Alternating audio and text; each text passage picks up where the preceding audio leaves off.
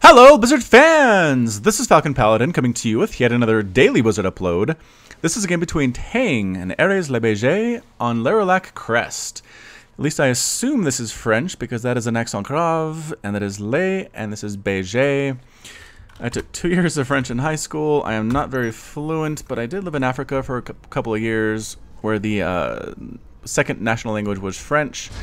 My comprehension is a lot better than my speaking. So please don't send me any emails in French unless you just really want me to butcher the response, but hey, that might be fun, and let's introduce the players. In the bottom left of Lerilak Crest, we have the red Protoss player, it is ArèsLeBG.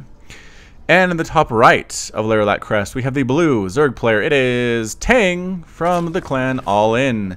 Very solid clan. I do appreciate Tang, as always, for sending me his replays, and he actually went for it looks like a 14 pool. About a 15 hatch, looks like.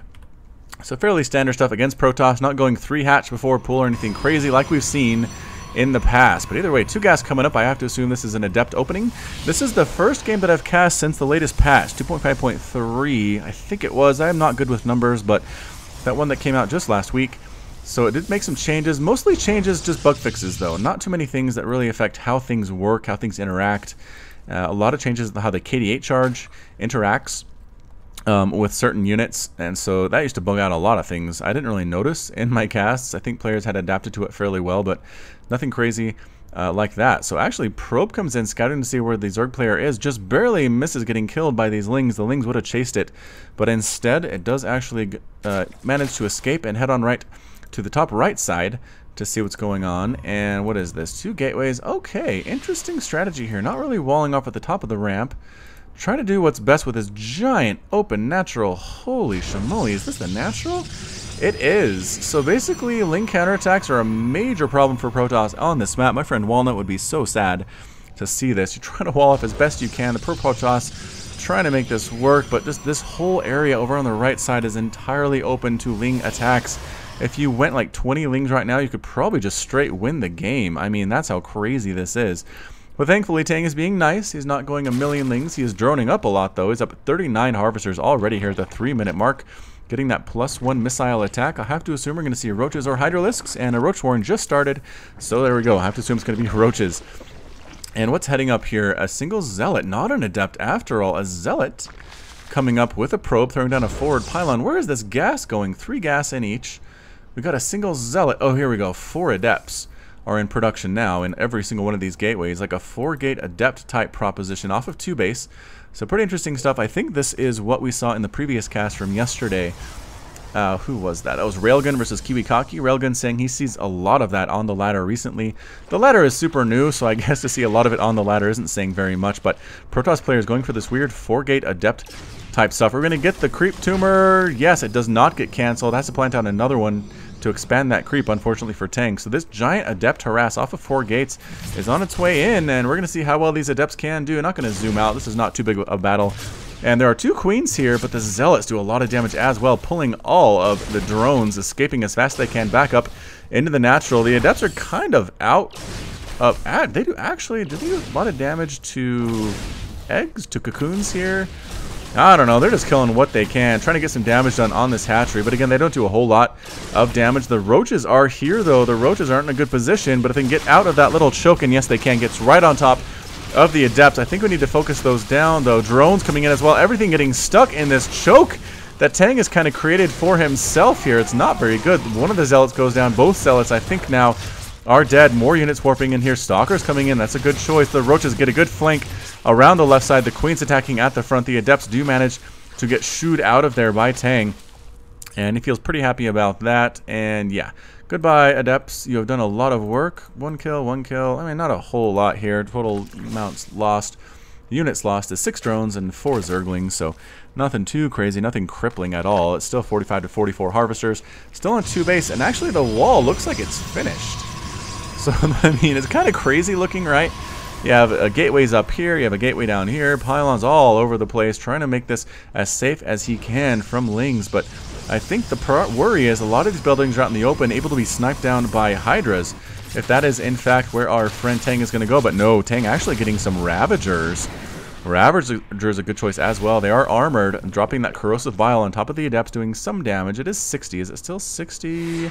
Yes, it is still 60. Plus, it kills those force fields. It's a good unit to get early in the game when those force fields can really wreck you as a Zerg player. Sonic transfer on every single one of these guys, just getting home a little bit sooner than they normally would. Is there creep spread happening here? No, Queen's around. Has enough for the creep tumor. Has not actually chosen to throw it down. Unfortunately, +2 missile attacks and glial reconstitution speed for the roaches on the way. Here we go with Immortal, though. Immortal's a good choice here. Does a lot of damage against armored. Both roaches and ravagers are in fact armored. Are they faster than adepts is the question, and not fast enough to really want to chase them down. Another psionic transfer heading back on towards the Zerg base, catching a couple of these roaches out in the open. They are outnumbered. Again, they don't do well against roaches, but in every situation in StarCraft, even when there are direct counters, if you just have more of the unit than the other guy, you're going to be okay. So here we come, third base being planted down by ArèsLeBG. Just checking things out, and here come the roaches coming on and going to snipe down that Immortal. First of all, woo! Ravager Roach has taken that down immediately, escaping away from the Photon Overcharge, getting right on in, getting a huge attack in on these Stalkers. All these Stalkers are going to melt. I don't think they have Blink. They're trying to stand in and fight as best they can. Here we go. Force fields popping on up. Roach is sitting right on top of these sentries, focusing them down individually, taking down Stalkers as well. The Adepts are pretty much being ignored right here. Roach is coming around from the right side, snipe down these Stalkers, going to work on the Adepts as well. There are no more sentries left, no more force fields. Mothership Core doing what she can, but really, what can she do? She doesn't do enough damage to deal with this number of roaches. It's 102 to 56 supply in favor of Tang. He snipes down that third base. And what is he going to do from here? Is he going to push the advantage? Is he going to go home? Mothership Core is up to 3 kills. Does do 8 damage. 8 damage per hit. What doesn't seem like a lot, but the fire rate is actually pretty fast. And Tang decides we're going to push this. We're going to head right out up in here. Can't quite reach that Immortal, though. That's a dangerous position for an Immortal to be away, untargetable by the roaches. But no, now it is not. Comes right on in. Tries to use the ability where it absorbs 200 damage, but the roaches got through that very easily, getting right into this mineral line here in the natural, killing probes left and right. How many probes have died? 11, 12, 13. Now just trying to focus down the Nexus entirely. These Stalkers come in. They're kind of hurting the roaches. 1 or 2 of them are dying. Not that many, though. 1 dies here. Another dies here. The Nexus does fall. The roaches get what they want. All of these workers are going to die. Are we actually focusing down yet another Immortal? We certainly are. It dies. Goes back to wherever Immortals come from when they die. A bunch of Stalkers come in, actually warping in. The reinforcement roaches aren't as many as you might think here. Roaches doing what they can, just trying to escape. There are only 2 of them. They now have Blink on those Stalkers. They chase them down. Dark Shrine coming. You're behind. That is for sure. Ares, you need this Dark Shrine as fast as possible. 4th base now coming up for Tang. Going to be 4 base to 2 base soon enough. Do we have detection is the question. More roaches, more Ravagers on the way. Do we have any Overseers on the map? We do not have any Overseers. I don't even know if we have any Spore Crawlers. This could be a little bit dangerous for Tang, but at the same time, here we come. Oh, I think that's new. Corrosive Bile kind of shows where it's going to land now. It used to be just kind of have to pay attention to when it lands, where it lands, but I think now you have a little target on the ground showing exactly where it's going to come down. I'm not sure if that's visible to the Protoss player or not. I have to doubt that it is.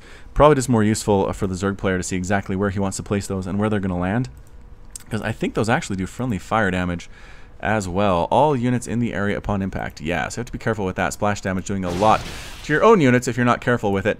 Stalkers come in, take a quick poke at that 4th base, and then just blink away, try to escape as best they can. These roaches are fast, though, man. With that glial reconstitution, they're chasing these guys down, sniping down left and right. The blink finally comes back up. The Stalkers, they get us out of here. Here come the Dark Templars, though, marching right on into the natural. What's the response going to be from Tang? How fast is he going to see this is the question. There we go. Spore Crawler immediately being built. Only 1, though, and actually not. There we go. 2 Overseers as well on the way. Where are these Dark Templar? They are killing workers left and right. Pull the drones. Get them out of there. 13 drones have been lost overall in the game. I have to imagine most of those have been get sniped off by that Dark Templar, who is now dead. Here we go. Stalkers applying pressure as well. Dark Templar in here going to try to kill this Queen. Can it quite get it in? No, cannot. The Roaches Ravagers come in and take it down instead. And what are these little... Oh, okay. It's just showing the rock towers on the map. They're now on the mini-map. That's kind of interesting. Either way, the second base has been replanted by Ares.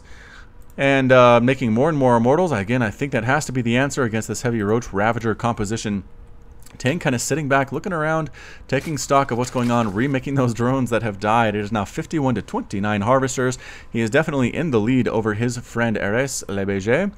Ravagers are +2, +1 armor, which means the roaches are the exact same thing because they share upgrades, morphing in more and more Ravagers. Is that what he's doing? Yeah, just a ton of Ravagers here, doing a lot of what they need to do. Spine Crawlers coming up for defense against more Dark Templars that are likely going to be on the way, just because if you see 2 Dark Templar, you're probably going to see a lot more. Kind of like mice, I guess. If you see a mouse, that means there are like 6 or 8 or 20 more you don't see. Stalkers moving up. This is a brave group of Stalkers. These guys are war veterans, man. They've seen stuff. They survived the Roach attack of 2058. They survived the poke-in at the 4th base of the Zerg player in 2062.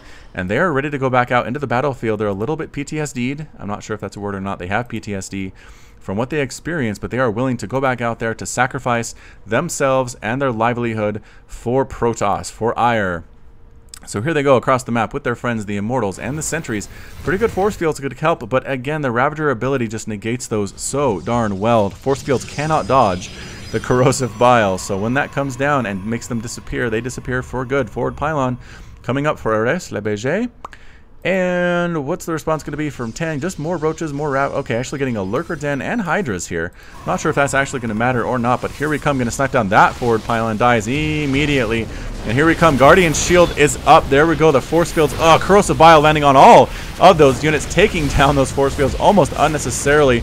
Time warp being used as well to fairly great effect.